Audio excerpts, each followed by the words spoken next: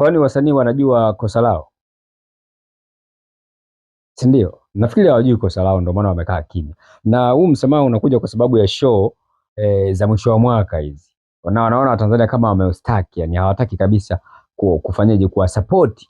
Lakini tatizo ni nini wajiulize. Cha kwanza, dharau.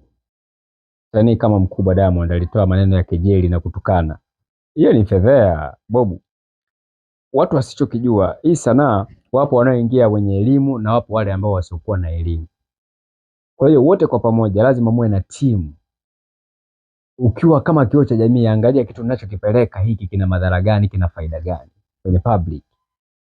Sasa hivi wengine wanahanya hapa. Okay, sawa, mnasema kwamba sasa hivi sasa sisi tuna pesa, tushatengeneza mkwanje tayari. Majina tunayo, maarufu tunao. Hatuhitaji kitu chochote. Mbona wanalia sasa? Mpaka Majizo wanakuja kuwaombea msamaha. Brother Majizo, nafikiri ungekaa kwanza kimya, utulie, uangalie upepo. Kwa sababu hii issue wasanii they know what they are doing. Yani wanajua kwamba nini walitakiwa kufanya na nini wanafanya. Kwa hiyo hii adhabu inaendelea. Unafikiri Watanzania hawajapromotiwa kwamba wakaushie, ila wao wenyewe Watanzania wameona hawa jamaa vipi, mbona wamekuwa hivi?